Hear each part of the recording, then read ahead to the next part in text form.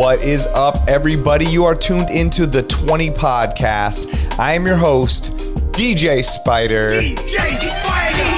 That is right. As always, our show is brought to you by Beatsource, the music streaming service for DJs that play everything just like you, just like me. We're all in this together. Beatsource has got all the music that you could need for any and every gig. We got curated playlists done by incredible curators and DJs just like you and me, like I said.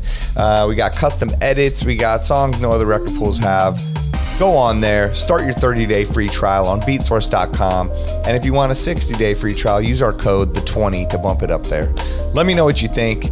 Make sure also to rate and review this podcast on the Apple Podcast app and help us grow up the charts. On YouTube, give us a kind comment and a thumbs up. You know, help us out, guys. Just your little support helps us to grow this show, and I really appreciate it. I have spent the past few days hanging with a million DJs. I think I saw every DJ on earth in the past 2 days. So shout to all of you. So much fun catching up with everybody in LA here at all of these DJ parties I've been going to. Yesterday I was able to see Four Color Zach, DJ Puffy, Jay Espinoza, Arcade, Miles Medina. I mean, you know, some of the greatest DJs on earth all together. So that was a pleasure.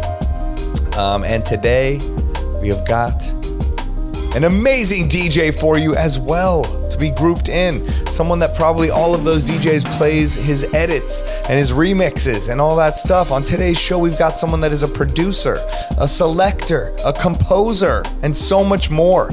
He is described as fearlessly carving his lane in global music culture as a forward-thinking producer, a well-seasoned selector, an independent label boss, and an all-around bad man / nice guy. And he is all of those things and so much more. His remixes, his custom edit packs are truly unique. I absolutely love them. When he sends it to me, I'm like, let's go. I'm super hyped. And they've become the secret weapon for so many high-profile DJs and tastemakers out there. I know Walshy Fire calls him the remix god, and there's a reason why. We talk about his upcoming album. We talk about his recently released singles. We talk about putting your energy in the right places, which I think you guys are going to get a lot out of, and it's the truth. We talk about his work with United Masters and the website Beat Exchange, producing custom audio for brands, so many things that DJs can do out there, aside from just DJing, and utilizing your DJ skills and knowledge to put into all of these other ways that you're able to still make a living off DJing. So you're going to get so much out of this. We talk about his company, Original Ting, which he uses for his label, his music, his merch, his dope sweatshirt he's wearing, if you watch this on YouTube. We talk about self-releasing his music, his time in the Bay Area, and on and on. So endless gems were dropped on this episode. I can't wait for you to hear it. So please welcome to the show, DJ Theory. Yes, so DJ Theory is in the house, you guys. I'm sure many of you know him. And for the people that don't, you are going to learn today why this man has been dubbed by Walshy Fire the remix god. Okay. Hello. He, remix god. Blat ow. Give him the blat ow. And, he does so much. But, before we get into all that, how are you and where are you? Man, I'm good. I'm happy to be here. It's another day above ground. I'm grateful. Yes. I'm here with DJ Spider. I mean, come on. We are out here. I am out here in Western Massachusetts in the heart of New England. Okay. This is where I grew up, and I made a big pilgrimage. Oh, pun intended, kind of. We moved my family back here where I grew up in 2018 after my firstborn made her way. And now we are blessed with one more. So doing the family thing here in Western Massachusetts, life is very good. Amazing. Yes. Yeah. So yeah, I mean, I knew you, coming up as a San Francisco staple, Bay Area legend, as they say. But you were there for a long time, and then like you said, you made your way to the East Coast, and it was a whole different thing. And I want to learn so much about how that works. And I know family life can change a lot of things. I have a kid as well, so you got to do what's best for the fam and get settled in. So yeah, but I mean, just for people to know, like, you do so much for the culture. You've done so much for the culture. You continue to do so. And, your remixes and custom edit packs that you've put out are, like, truly unique in a world full of, I feel like, saturated similar things out there. Every time I get an email from you, I open up all the tracks and I listen through, and they're like nothing else. They're super dope. They inspire me to like want to go play them out and be like, have people go, what the hell is this? You know what I mean? So Thank you for everything you do and continue to do. Thank you. Yes. Yeah, I mean, I make shit that I want to hear, basically. And if I hear a song and I hear it in a different way, and it's something that I can bring, combine those two things, and then if I'm able to share it with other people, then it's a win-win. Lately, I've been very poor about sharing them. I'm sitting on quite a lot. Really? Yeah. But that kind of has to do with the landscape we're in right now and trying to find the best lane for all that stuff. Right. But I have been fortunate to reach so many people like yourself that I look up to, who are playing my music and sharing it with all these crowds and these big rooms and stuff. To me, that's the best feeling in the world. So I do make them for myself, but I don't just selfishly keep them for myself. So right. Well, thank you. We all thank you. I mean, your stuff. You just have a way of. It's like. You always have the reggae, dancehall, inspired sound, I feel like, within all of your edits and remixes, but you also have that like open format, or whatever you want to call it, just DJ mindset of music loving and all genres, and you're able to like splice it all together in this way where it just sounds supernatural. And it doesn't sound forced at all. It's not like a mashup where it's like, oh, two different things. It's like you'll put, I don't know, like a disco song or like the chic like bass line, but with like dancehall over it, and it sounds absolutely perfect, like it was supposed to be like that. Dope. I mean, a lot of times I just kind of throw shit together and see what happens, and mostly I hear something in advance, and if it clicks in advance, I have a pretty good idea that's going to work once I put it on paper, Yeah, totally. Yeah, I read something in your one sheet in your bio, and I really liked the way it was written and the way you were described. It said fearlessly carving your lane, or fearlessly carving his lane in global music culture as a forward-thinking producer, well-seasoned selector, independent label boss, and all-around bad man / nice guy. But I just thought that was dope. Like when we had DJ Spinall on the show, and he's incredible and from Nigeria and massive in the Afrobeat scene, and but he's a true DJ, and he's a true open format DJ, even being so big in the Afrobeat scene.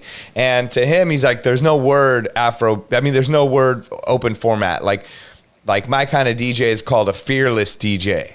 And I was like, that is the best way to describe it, because that's the true open format DJs, or people that are just truly DJing from the heart, are the fearless DJs that are not afraid to take chances. And you gotta take risks. That's kind of what that means to me. Right? Yeah. Yep. And I felt like the way you described, you were described in your bio, it was like fearlessly carving your lane. And I'm like, that's the same thing, and that's why your sound is so genuine and so dope. And it's like what you said, you make stuff that you want to hear, which I think in the long run is the best way to approach stuff, because you're going to find other people that resonate with that. And maybe not everybody's going to like everything you do, but that's never going to happen anyway. Yeah. I mean, it's always fun to hear what people do resonate with versus what I think they might resonate with, Yeah, totally. But yeah, I'm not the guy making intro edits, that's not really my thing. Right. Yeah. Yeah. No knock on the intro edit guys. No, we're in much. We all need them. Yeah, we need the intro edit people. Thank you guys. But no, your stuff is a bit more artistic, and like you said, it's very specialized, and but I can always find a place for them, you know, whether it's in a Vegas room or in just like a do-over type thing or whatever. Your edits have a place like within all of those areas. Sick. Yeah. Sick. Love to hear, brother.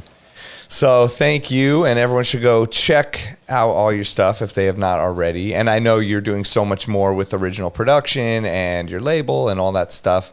But yeah, so just to go back to the beginning of DJ Theory.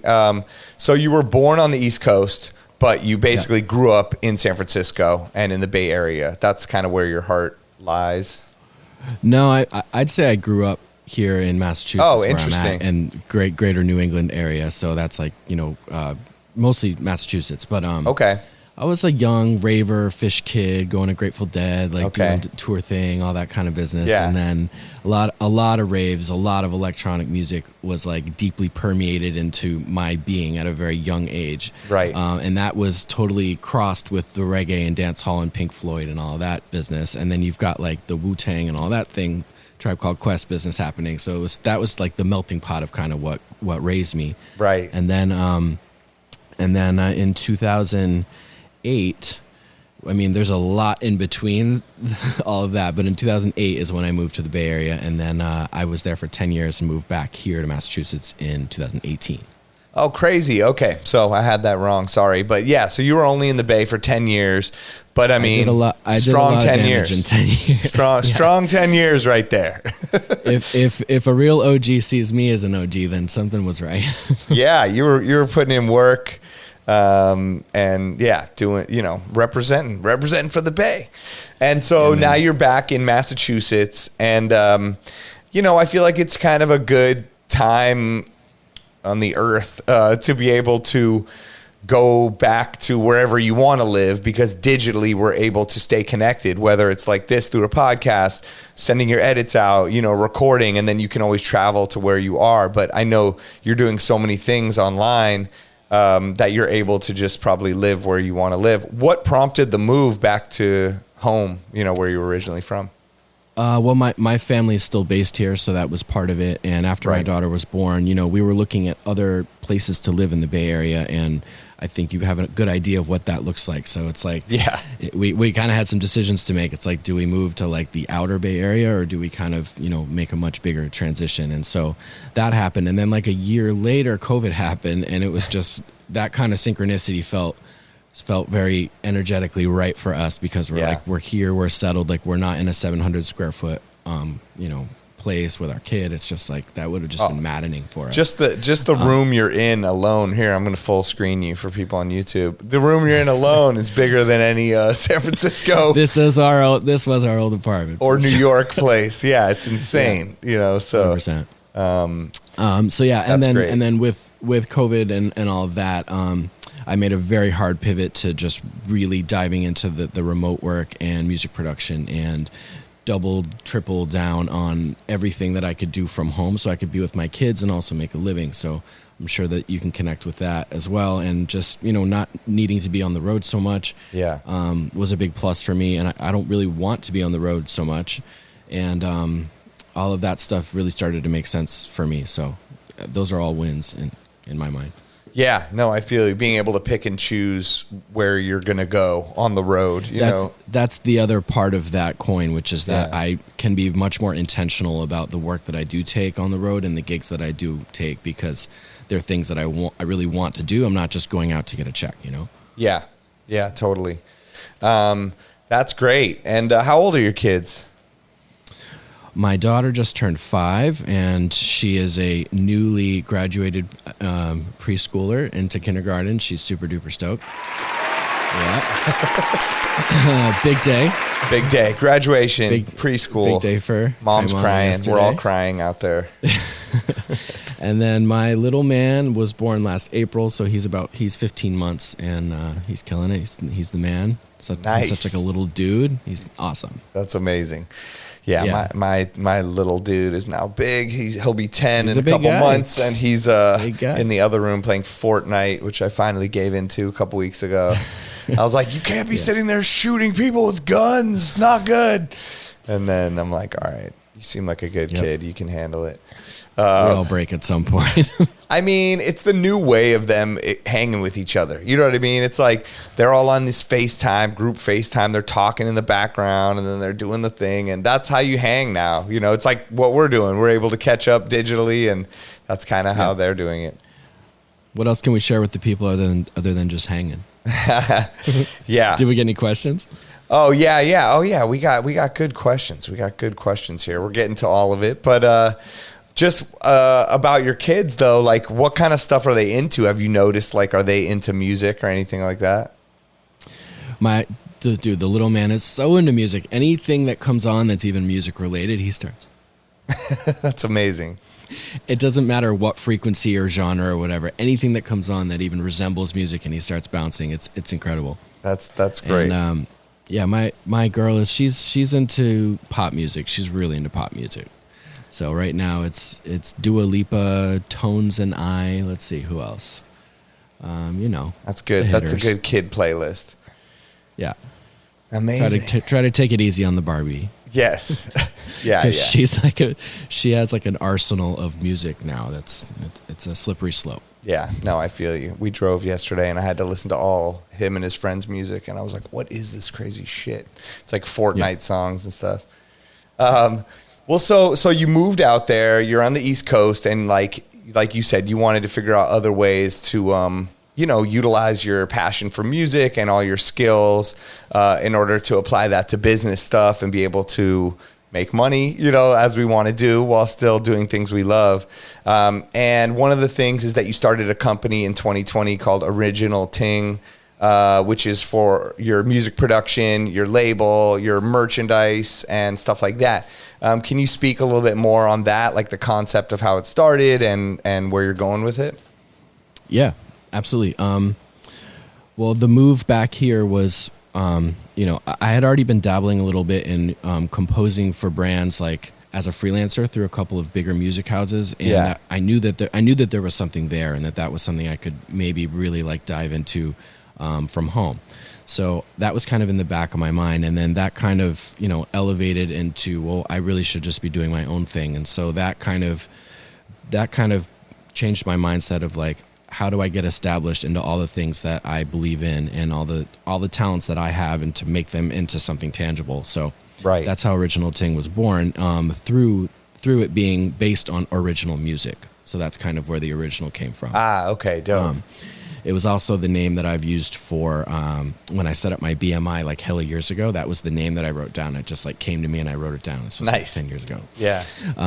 And then the messaging behind it now, I haven't exactly launched the brand into the world yet. It's kind of just like a small pocket of friends and family. Okay. But it's essentially about being authentic and following our passions and knowing that we all have greatness inside of us, and it's all about how we move in our day-to-day lives and how we carry ourselves as humans, and also trying to speak to creatives specifically and try to connect with them, because that's who I am deep down. So that authenticity hopefully will connect with others as well, and other creatives in the space that are looking for ways to represent themselves. Yeah. I love that, man. I love how you approach everything just from somewhat of like a spiritual standpoint or something. Like, like you, I don't know, just the way you describe it, you know what I mean, about being a good human and the way we move within all of it. And like, I just think that's a cool way to approach things. And, you're doing a business set thing, but from like I don't know, like a more spiritual way. Are you like a very spiritual person?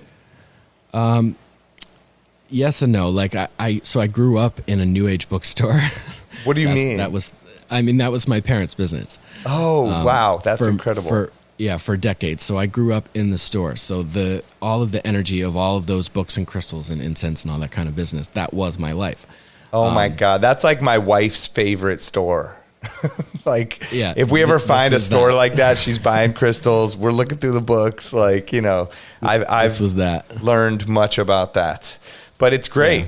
I mean, I'm married to someone that's into all that.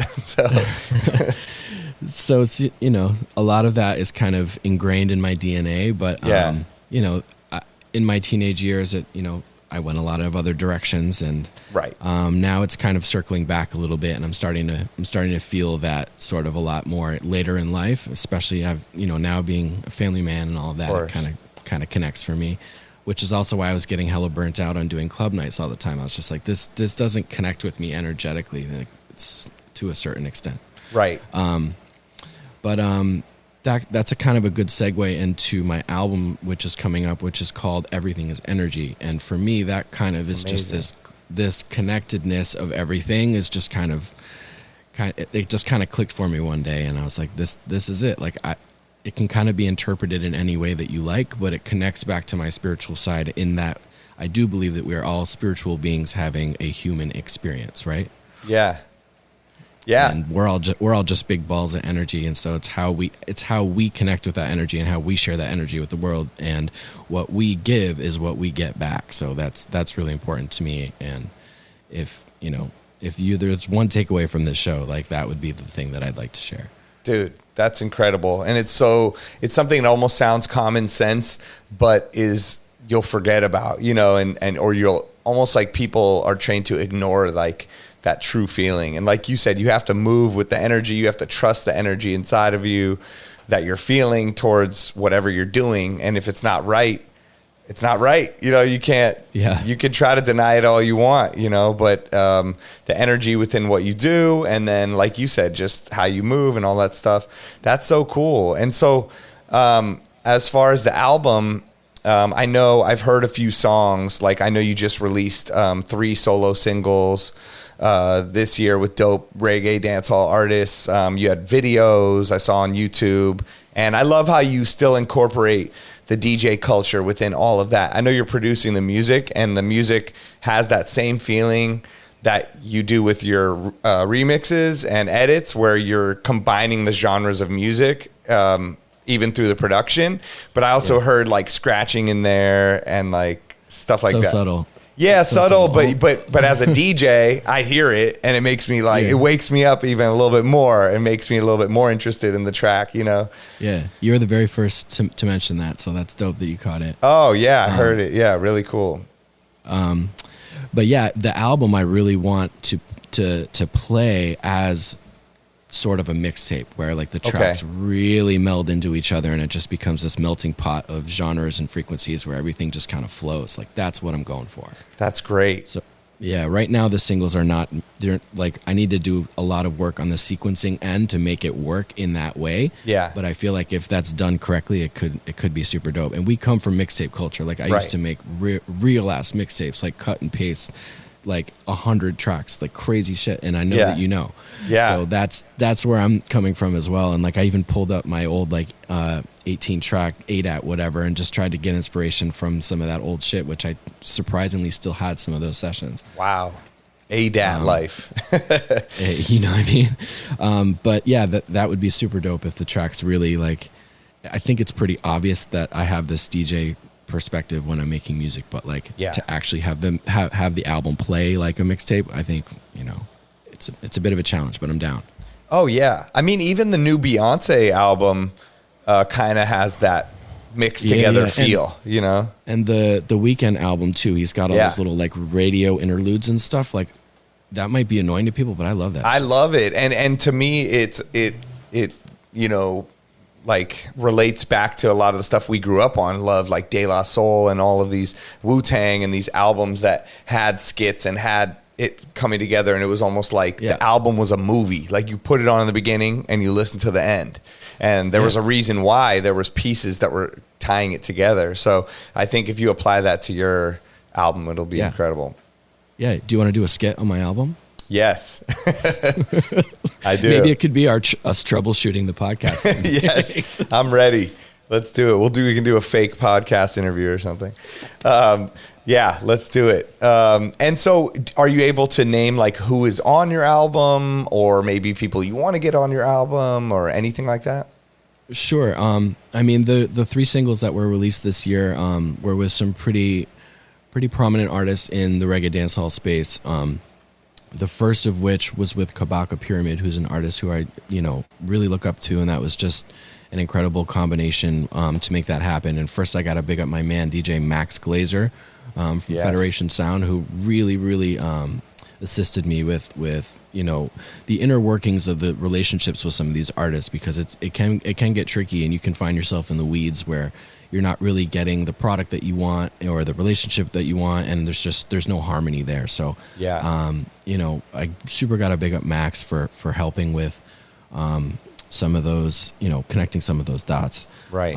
And so Kabaka was one of those, because he had just done this incredible mixtape with him. So they were just kind of coming off of that energy, and he's like, man, Kabaka is the one right now. You got to do this. And he hooked it up. So big up Max and big up Kabaka and the Bebel Rock team for the tune that we did, which is called Greatness. I think we're at like 500,000 streams so far, so it's definitely getting some good love. Wow. Yes, sir. Give it a yes, sir. Yes, sir. Badow. And so that was single number. That was single number one, and then single number two was with two other artists that I'm super feeling right now and are making big splash in that zone, which is Runkus and Royal Blue, both from Jamaica, and both killing it in their own right. Nice. And they often do tracks together, so they have their own energy that they're used to having. So I was like, I want both of you on this, and they were all about it. They loved the instrumental. That came out really well. Nice. That's one where it's really kind of spacey, and I want to add some like cool pads and stuff going in and out to help kind of make it that mixtape feel, right? Yeah. And then the third track is with an artist named Suku Ward, and he's from a dancehall supergroup called Ward 21, who's responsible for like dozens of all of the biggest dancehall rhythms throughout the 90s into the 2000s. So, oh my God. So he's a producer, but he also has this extremely signature like baritone deep voice, and he's known for doing these like really big badman tunes. Yeah. So I knew he was going to be the guy for this one that I had, and one more shout out to my man DJ Lion Dub from New York, who helped me link up with him for that track. Yeah. And so those are the three singles, and these days you can package an album as like 5 tracks, but I'm really trying to expand on that. And have been working on it for years for all my fans out there who have been wondering where it's at. But these things do take time, Yeah. So those are 3 singles, and then those will obviously be on there, maybe with extended versions. And then we've got my man Jadan, also known as Black Amor, who's got a wicked single on there who nobody's really heard that one yet. And then I've got a dub mix of that. And then I've got this one killer instrumental that I'm looking for a vocalist right now. I've got some people in mind that I can't really name names for. I've got this Afro House Amapiano sort of thing that I've been sitting on, and I feel like that should make its way on. But at the same time, I'm confident in the fact that it belongs on the project. It's more a matter of if I feel that I want to put it on, Yeah, definitely.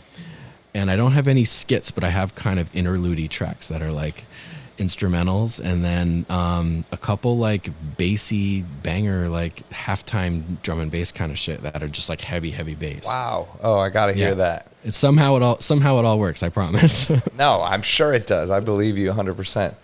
Oh, that's incredible. I can't wait to hear it. Yeah, I mean, it's a daunting first solo project. I also have to shout out my sponsors who are helping me with this project from the very, very beginning. They're called Arcade of Fire. They're a Humboldt-based extract company. So they believed in me from the beginning. They helped me with some funding, and they're like, we believe in you. We want to make this happen. So I really got to shout them out as well. Oh, that's amazing. Yeah, people having your back is golden. Huge. It's massive. It just lifts you up and makes you feel like, you're doing the right thing. So right. All the people in my life that support me, I wouldn't be anywhere without them. Yeah. Oh, that's huge. That's so cool. Well, people can go check out the 3 singles now. I'm sure they're on Beatsource and on your page, and there's videos for them and everywhere. And then we can't wait for the album whenever you're ready to give it to us. Yeah. Whenever you've perfected it. Oh man, it'll never be perfect, but I am over that feeling of like I need to hang on. It's all the little things. I'm like, I'm at peace with that. It's definitely coming out. Right. Yeah. Don't make it the chronic the second Chronic Dr. Dre or something. No. It never comes out because you can always make another one. You know, put this out and then you'll be on to album 2. There's always going to be more in front of you. 100%. Album 2 is in the mix already. It's going to be more of a disco R&B house sort of project. Oh, really? Super. Yes. Damn, you're already planning that out? That's tight. I have been simultaneously. Yeah. Yes. Good. Well, that's good. Those both feed into your sound, I feel like, so well. Yeah, and I did this mixtape called Dancehall by Day, which was a combination of disco meets reggae and dancehall. Yeah. And so this is taking that to the next level where I'm going to be working with some Caribbean and African artists on the disco shit, and it's just going to be this melting pot of cultures. I love that. Like I said, that one track with the Chic song and the dance hall over it, like that was super dope. And I think I have other stuff from you like that. So it's just such a great combo. Thanks, buddy. And so with your company, Original Ting, like, what are some cool accomplishments that have happened so far with that? And also, what are any struggles or lessons you've learned from maybe some bad things that have happened with it? Right. Well, I'm a one-man team at the moment, so I'm really just like trial and error. I'm just learning everything as I go. So that could be on the label side, it could be on the merch side, it could be on the, building a production house side. It's all, you're looking at it, Yeah. But that's as I continue to scale, all of that will grow. And I do have a few people on my side that are, helping me and consulting me as needed. But I haven't. One of the biggest tips that I guess I could say is that I haven't hesitated to reach out to friends in need when I need support and when I need advice and guidance, because it's one of those things where people are usually thrilled to hear from you and would love to share that knowledge with you. Right. But they won't do it if you don't ask. So it's one of those things where you just got to get over yourself and make the call. Yeah. And you'd be surprised what'll come back, That's so true. Yeah. You got to use your network and your support system, and don't be afraid to ask people for help or reach out about stuff, because people can overthink their way out of things sometimes when they could have just hit the people up. Or if somebody doesn't hit you back right away. Yeah, same. I mean, it's a human being thing, I think.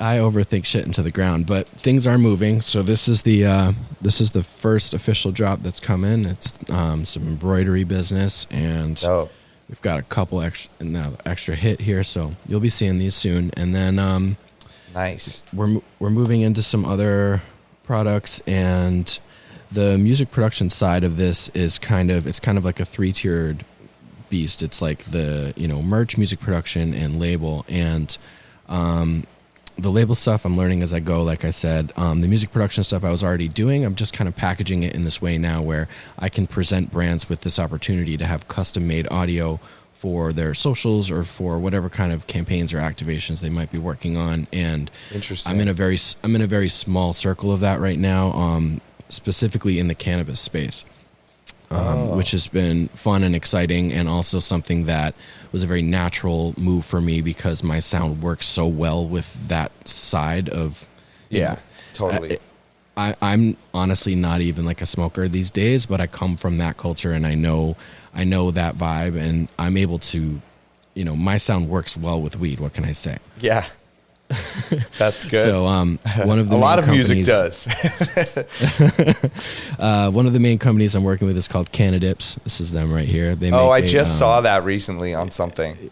Yeah, they're super fire. They make a smokeless pouch that's CBD that they ship all over the country because it's CBD. They make a high grade one in California, but it's a great product. It gets people off tobacco, and they taste great. And basically, I've been working with them for years now, helping them craft their sonic identity in the advertising space. And it's been a real pleasure building with them and helping them grow, because they were growing exponentially, and part of that involves the close work that we do together, helping them maintain a consistent sound and, giving them dope shit to work with. Yeah.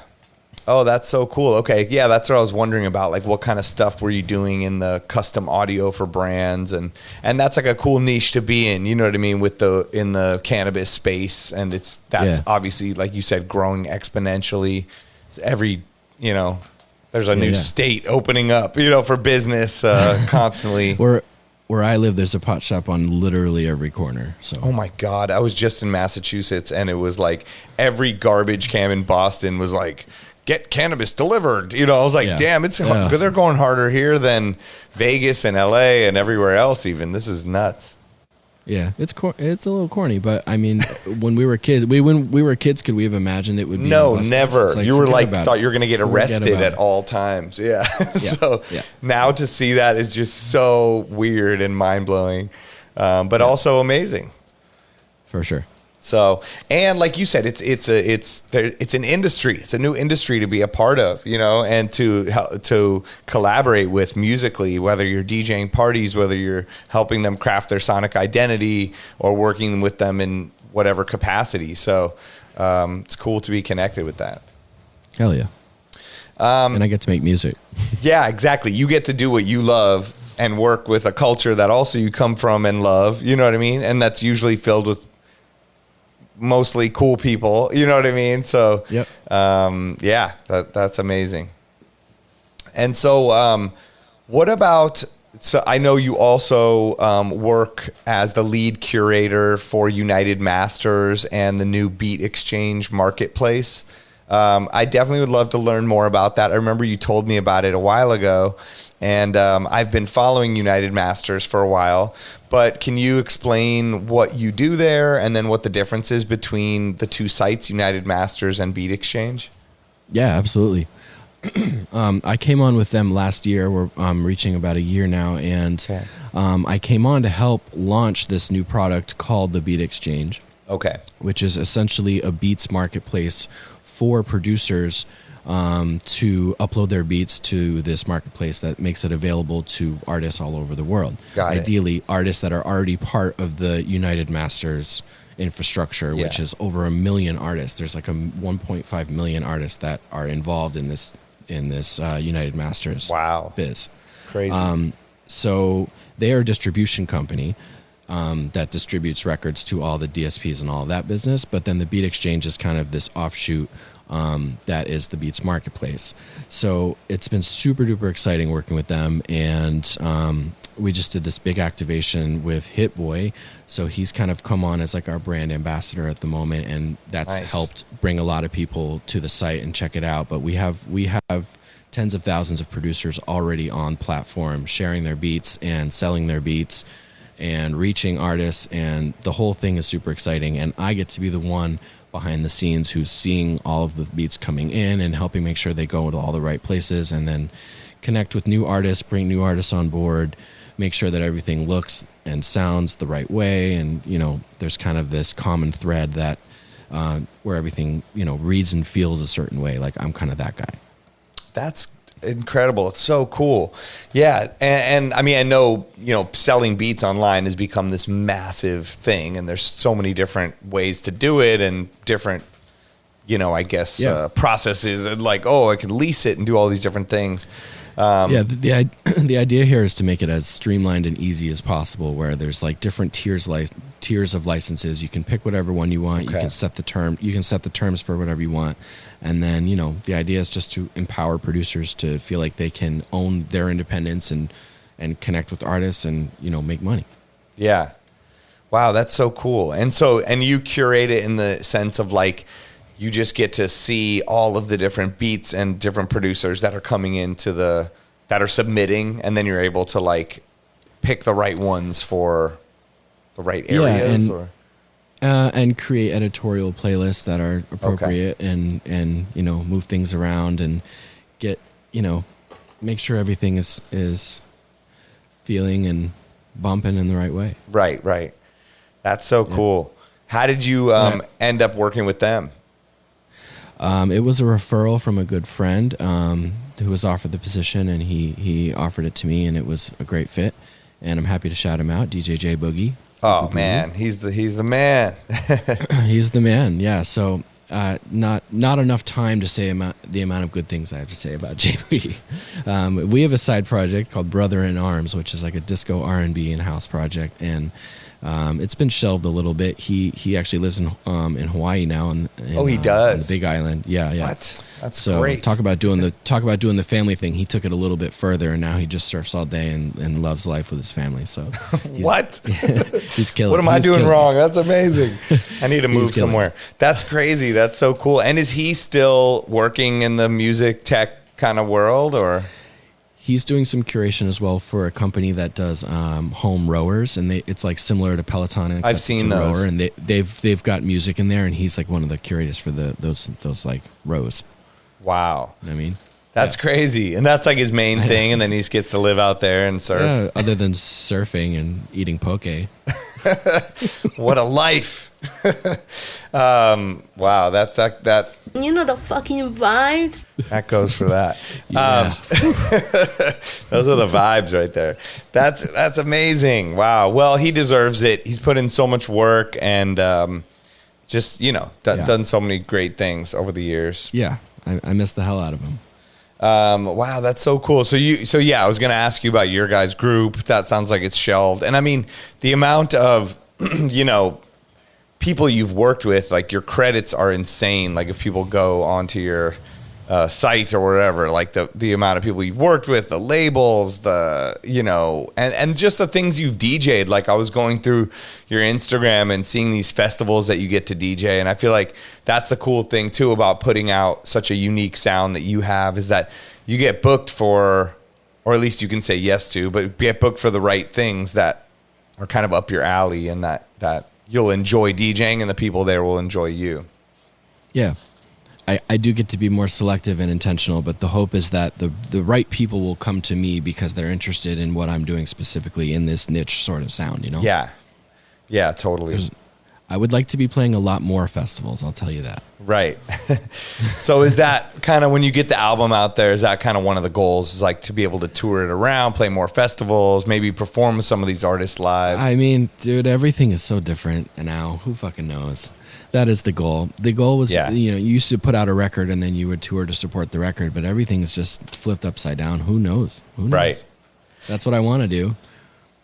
Yeah. But I'm self-represented and all of that right now. So, it's nothing's going to come to me really unless I go out and get it. That's kind of how I feel at the moment. Right. Have you ever had any sort of representation, whether it's a manager or booking agent or something? Yeah. I've had it all. I'm just solo these days. Right. And I don't know, is there any pros or cons from having a booking agent, manager or not? Gosh, I don't know. I just kind of hit a wall with my agent went to a larger agency and kind of dropped me, and then my manager I was with for a very long time, and I just was kind of at a point where I was like, I feel like a lot of this stuff I can kind of handle on my own and save the 20%. That's just kind of what it came down to. Right. Yeah, that makes sense. I think you kind of know when you need somebody and not, and when it's working out or not. It's just like the energy thing. You got to trust the feeling. Move in the right way.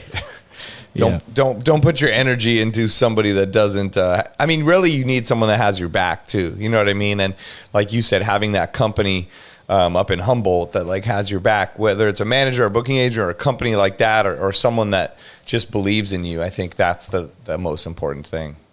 Absolutely. Yeah. And don't be a dick end of the day.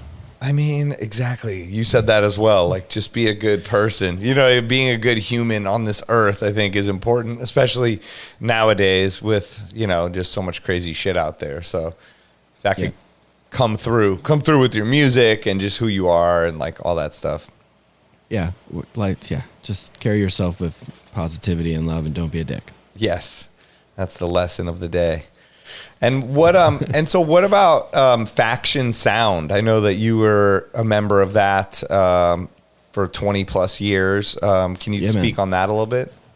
Yep, those are family, man. That's reggae dancehall sound system based in Vancouver, but now with members kind of spread out a bit. My good friend DJ Arms is based in Vancouver, and then he is the founder along with some other friends, but also DJ Tanner, who is now based in Los Angeles. Yeah. And then they brought on Iron Lion, who's a homie from Miami, who many Beatsource and 20 listeners will know. And then I was brought on after Iron Lion. So I'm not sure how long I've been a member now, but I think we're 22 years deep now in the sound. So wow, definitely not definitely not newcomers in the dance hall sound system space. Right. And then what about that party that you were partner and resident at, TORITA Tropical? Yeah.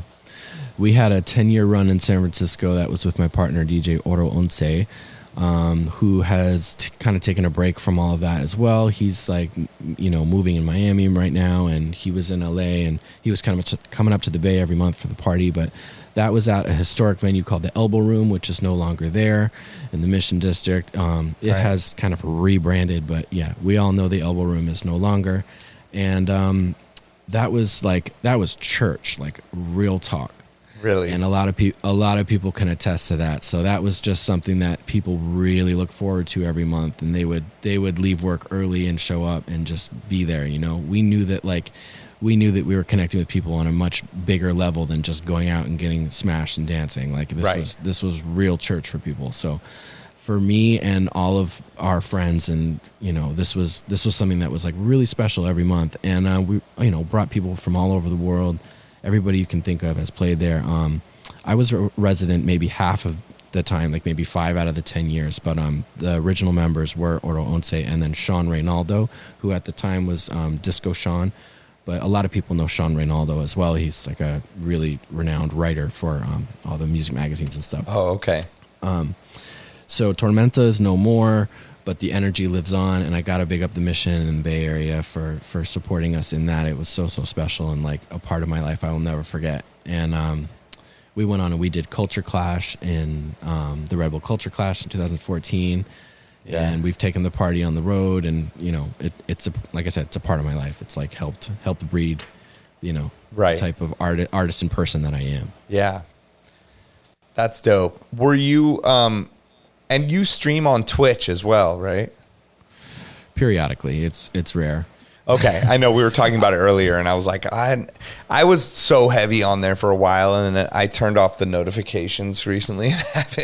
That was what was getting me to go back on. I was like, I need a break for a minute. Yeah, but I did the same. I try to watch everybody, but the notifications were just like killing me. It was too much. It's too much. But I got, but then I feel like I'm missing out. So I want to see, what's going on. But that's what I was wondering. Like, I hadn't seen you on Twitch very much, but I know you were saying that you've been on there. What kind of stuff were you doing on there? I was mostly doing guest shows for other people. Oh, okay. So you were set up to stream on other people's pages and stuff. Yeah, I never quite built up my channel, but I did get my affiliate and started seeing the light at the end of the tunnel with all of that. Yeah. But I never got my schedule cracking, and I think that if we had experienced lockdown in a more lengthy way, not that it wasn't plenty long, but like I think I could have gotten more involved, but I honestly just have too many other projects going on, and it's one of those things that I think I can just hop on Twitch, but we all know that that's not the case. And then I end up organizing music, and I'm getting my Twitch ready, and then there's some technical shit, and it's like 3 hours later, kids are crying. I got a DJ. It's 10 o'clock, and then it's super loud. The amount of things that it takes for me to do it just didn't make sense. I know. Twitch for parents is way harder. Like, that's what I noticed. I'm like, you really got to plan this shit out. And then you come out of the room, your kid's like, what are you doing in there? I'm like, don't worry about it. I'm talking to people on the internet. Well, and then I end up drinking, and it's like midnight on a Tuesday, and I'm like all fired up from DJing, and then I'm like drunk by myself. Yes, I know. I did. Even that, like, my kid helped me with doing these Zoom things for his school. We would DJ, and the music was all loud, and then we just turned it off, and he's like, it sounds so weird. It's so quiet in here. I'm like, that's like what being a DJ is all about. Yes, welcome. You go from a crazy experience to like, it's so quiet in here. Yes. So that's Twitch at home. Yes. Yeah. I know. I feel you. I was like, I can't drink on here anymore. Like you're coming. I mean, we were in the pandemic, so it felt like nothing mattered at the time, but same thing. You would come out like, why did I just do that? I took 3 shots. I mean, you're with all your friends, but then all your friends are gone. And they're gone with a click of a button. You just raided them out to somebody else. Yep. And then you're eating peanut butter out of a jar. Oh, many a night. I'm looking in the fridge like, what is this? How old is this? Yeah, I know. I've actually the past 2 days been with a bunch of DJs because there was this big scam summer summit thing in LA. Oh yeah. Like every DJ on earth was here. And it was interesting. I was at dinner with some people, I won't name names, but like are sober now, and partially from drinking so much on Twitch. Like, no way. Yes. Like, wow. They were like, yeah, I'm sober. I'm like, good. I've seen you on there like downing bottles. But I think, it could get out of hand. I know a few people that got too crazy from doing that because it's almost like DJing every night in a club, but you're DJing every night in your house. And then you feel like you have to drink. I was like, just put water and tell them it's vodka. Why do you really have to drink? For sure. I would not have expected that. I mean, I'm super down with the whole sober thing like that. I really connect with that. And obviously, oh yeah, a lot of DJs in our world are doing that. And I think it's incredible and awesome. And I support everybody doing that. Yeah. I just wouldn't have expected to hear that Twitch was the reason. That was the reason. That's a few people I was talking to over the past couple of days. I was like, damn, Twitch making people alcoholics. There you go. Everyone in the chat, like, take that shot. Yeah, it was crazy. I just yesterday I went to a party with Four Color Zach, DJ Puffy, Jay Espinoza, Miles Medina, and Arcade all DJing. Just one party. It's like 5 shot. Yeah, but just 5 of the dopest DJs like on the planet Earth, like all just DJing yesterday together. It was just like so cool to see it. Yes. That is pure fire in a bottle. Pure fire. Just incredible. And just, it was cool being around that and definitely inspirational being around all these DJs and watching. And that's what I miss being here where I'm at. It's like I can't go out and get that energy when I want it. That's the beauty of Twitch. I guess you could go on there. But yeah, being in person and being around them. But it is a lot of just drinking and saying no to shots and like stuff like that. It was like 4 p.m. I'm like, yo, and people are like, we're blacking out. I'm like, I'm going to the Dodger game in an hour, with my kid and wife. So right. You can black out. Yeah. And hopefully I'll see you tonight. But right. Yeah. And I ended up going back they had a party at night last night. So we were there till 2 a.m. It was like exactly what you said, Tuesday night out till 2 a.m, everybody drinking. There you go. And there you go. Yeah. Spoonful of peanut butter. Yeah. Luckily I didn't drink. I drove. So I was like, I'm going to be all right. I ended up playing this game. There was this weird game where these sticks drop from this thing and you try to catch it. And I was like, that's all I did for the past hour. So dad life. I'm the not taking the shots. But yeah. So I guess a couple other questions. So I know you're so close, to dance hall culture and all that stuff. How did that start? Where did your love for that, or do you have any family connections to Caribbean stuff, or where did your love for that type of music and that culture come from? It's hard to pinpoint. Other than I really, really liked reggae as a kid. My dad would do his exercises in the living room, bumping Bob Marley all the time. Amazing. So for some reason, of all the, he played lots of other music, but for some reason that was the thing that just clicked for me the most. Yeah. So that one drop rhythm was just it just hit me in my soul. So like I said, I was into lots of music, but that stuck with me. So when I became a DJ, it was kind of a decision of where should I go with this? At the time, I'll distinctly remember my girlfriend at the time, she was like, you got to do two, you can do one of two things. You can either play dancehall or you can play booty bass. But not both. Oh, I don't know why. I just always remember that. So I ended up playing both. I got booty bass records and dancehall records. You're I'll show you. Enjoyed playing both. That's funny. But that, I got really into a little bit more of the spiritual side of like Rasta and roots reggae consciousness for many years. And, you know, obviously that's part of me as well still because it's such deep kind of meditative stuff. Yeah.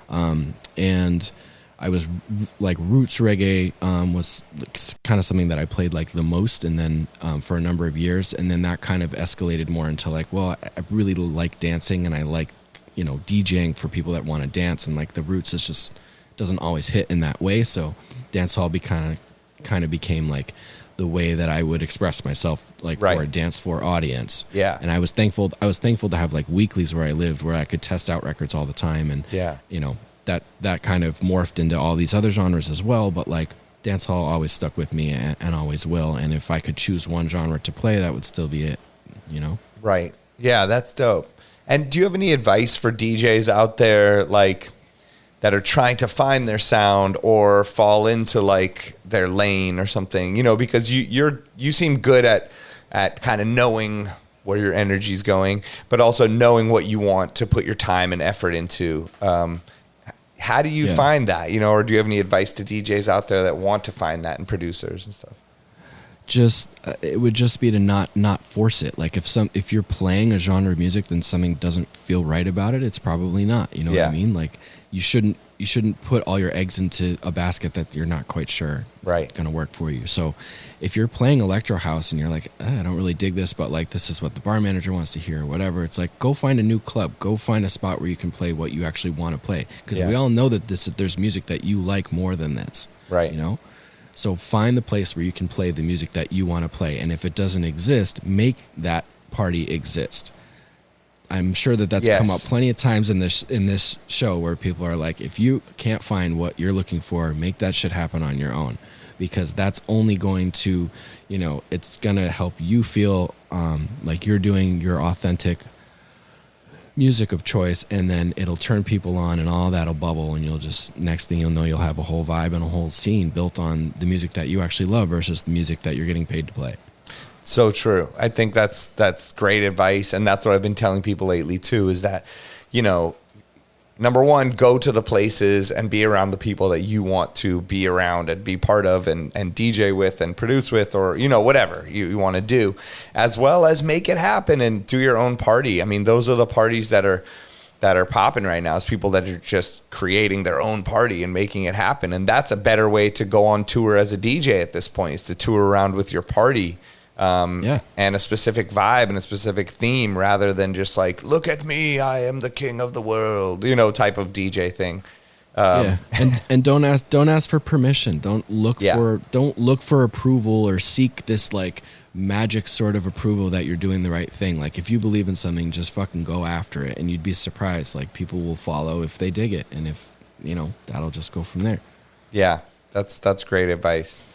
I had DJ Synapse write in about something, but he actually told me to ask you off air. So if this ends up being weird, I can cut it out. But he told me to ask you about DJing for Mos Def, De La, and Doom. Is there something weird going on there? Or Mos Def, De La, and Doom. And he said something about like you were going to play vinyl and you weren't able to play it. Okay. Yeah, this was if you don't want to tell the story, it's fine, but it's totally PG. Okay. WMC Miami, like 2002, I want to say. Okay. So we're looking at 20 years ago. We're looking at pre-Serato, USB stick. Me and DJ Synapse had the same manager, our good homie Jesse Roman, who we're both still friends with, and he put us at this club called Mansion in South Beach, on the strip. I played there. It was my first Miami gig and one of my craziest to this day. Yeah. So I mean, this is vinyl era is the point we're trying to make. Yes. But Synapse was already ahead of me in the, like, you know, have your shit backed up for whatever situation, and I was apparently more of a purist for whatever reason. Well, 2002, there was no backup at that point. Yeah, except for DJ Synapse, who came with CDs, which is probably why he wants me to tell this story, because he looks really good in it and I look like shit. So we go to, we're booked for this show during Winter Music Conference, opening for Mos Def, MF Doom, and whoever else, I forget. Mos Def, De La, and MF Doom. Come on. Ultimate show. And, right. And there's very few hip hop shows during Winter Music Conference. Yeah. So this was like the one. And then it was like DJ Synapse and DJ Theory. So we roll into Mansion. I had shorts on. They wouldn't let me in because of that. I remember that too. Already strike. Already killing it. Yeah. And then they had no turntables. They only had CDs. And Synapse is like, I'm your guy. But I didn't get to play. So you never DJ'd all the way? Didn't get to play. No. They're like, I think we got some in like the storage room, but they're all like dusty. They have cobwebs on them. You don't want to play on those. I was like, no, I do. Like, go get them.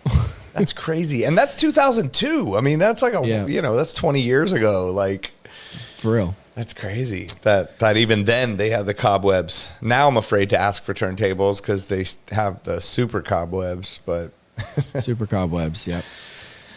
Amazing. Well, where I know we both got to get out of here for our family reasons. But where can people check out all your music, all your stuff, everything that we've discussed today? Where can people find you in your social media? Yeah, social media is DEEJAY Theory, THEORY. Okay. You can find me there.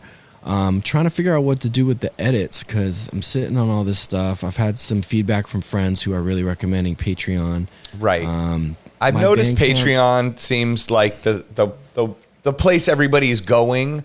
My only thought is that sometimes I feel like the people that subscribe, I wonder how demanding they are. Like what output you need to have. That's my main hang up right now because I don't know if I can commit to giving X amount of things every month. And I don't know if there's a way to work around that where you're like, oh, I'm taking 2 months off and then I'm going to come back with 20 more edits.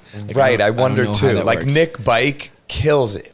But it seems like his full-time job, but he treats it like, it's amazing what he does with that, and other people have been doing it too. Trays, and I've been seeing a lot of people go. I saw Eccentric just got his Bandcamp taken down and he's heading over to Patreon. I just worry that all the DJs are going to go over and then they're going to shut all the Patreons down. Well, the other thing is people that follow all of us might not have $10 for all of us every month. You know what I mean? Like, right. They might not be used to doing that where they're like, oh shit, I suddenly am like paying $70 a month for DJ edits from these people. I know. That's why, it's tough. There's no right answer, but I think, like you said, don't ask for permission, just make it happen and whatever, you can always fix it later, but I don't want to let people down either. Right. Well, I think it's just like life. It's all about expectations. If you set it up the right way and you're like, look, this is what you're getting. Make it $1 a month. Right. No, look, I would pay for your edits and I've happily paid. I think I've given 4 Color Zach and a bunch of other DJs $5 every single month since the beginning of the pandemic and just forget about it because I subscribe on their Twitch and I'm like, I love these people. They help me. I'm giving them the money. But I feel you got to find the right place for your edits and stuff. Yeah, my Bandcamp's still active. I guess they're taking a lot of people down, but mine's still going. So that seems like the logical place to put up a bunch of this shit. I'm sitting on dozens that are definitely heaters ready to go. Crazy. Well, go to your band so people can get them on Bandcamp, the ones that are out, and then the other ones you shall figure out. Yeah. I'm not hard to find. Main thing is DEEJAY, not just letter DJ. That's right. the main thing. I know. I saw you writing the thing like, when did you change your name? I about yourself. You. Did I spell it wrong? Oh, because I put it wrong in the thing. Yeah. Well, I was typing fast. It's okay.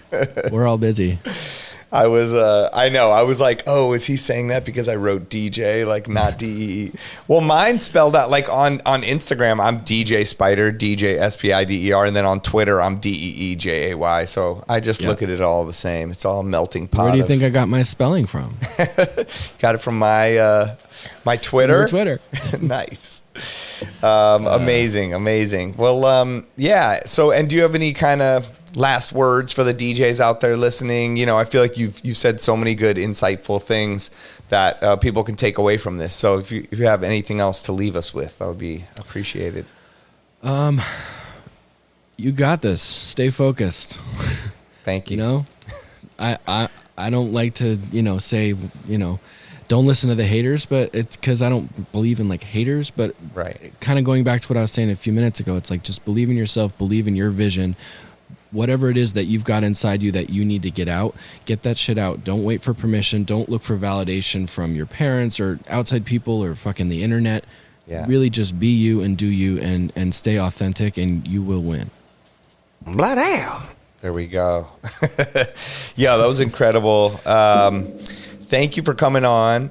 Thank you for everything you do with the edits and just all the work you put into the DJ culture and music culture. And I'm going to definitely check out Beat Exchange, United Masters more, and original Ting. I can't wait. I definitely would cop one of those sweatshirts and whatever you put out.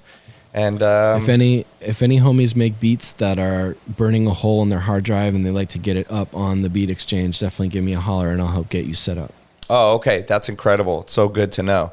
And so what can people do? Just hit you up and send you kind of like a folder of beats and you'll help guide them what to do with it? Or no, they'll have to, set up their profile and upload the beats themselves. But particularly like homies that I know are making good music and they're pre-vetted, like, sometimes it helps to have a friend in the industry. So it's like I can help make sure that the beats get into the right playlist and give you some extra shine because it's all about lifting the homies up. Ah, that's amazing. Thank you. And are people making like pretty good money on there from that stuff? Or like how's that business side of things going?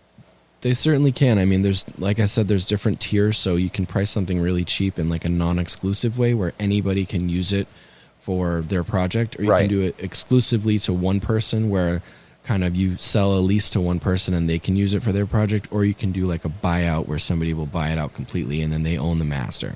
Oh, okay. That's dope. Amazing. So yeah, if you make dope shit and give it a nice price and you're okay, like not kicking up on it right away, but you can see the long game, like there's definitely money to be made. And any opportunity to put money in a producer's pocket that wouldn't already get it, it's like, it's hard out there, Right. And if you're distributed by United Masters, then they track down who ends up using it and stuff like that later. Sure. I mean, it's easier. You're already in the infrastructure. It's easier to just distribute right through them and get the record out. And then, there's sync opportunities and stuff like that as well. Right. Yeah. Amazing. Dope. All right. Well, DJ Theory, thank you so much. Enjoy your fam time. I can't wait to hear the heat edits you're sitting on, and especially the album. Sounds, the concept is incredible. I know you're going to pull it off. And thank you. We'll see you soon. Thank you, brother. It's been great. All right. Blessings. Peace. All right. Huge thank you to DJ Theory for coming on the show. So glad I got to connect with him virtually. East to West Coast connection. Such an amazing, just human being. I feel like a lot of the advice and a lot of the things he talked about just shows how great of a person he is, which then translates to his music and all the things he does and all the things he's putting out into the world. And he's a man of the people. He's a man of the culture, and he's a great dude and a great producer and DJ and all around that. So happy got to have him on the show, got to introduce him to you guys. You guys got to learn more about him. The 20 podcast is produced by Beatsource. Join us next week for more interviews as we discuss music that matters to DJs. I'm DJ Spider signing off. Peace.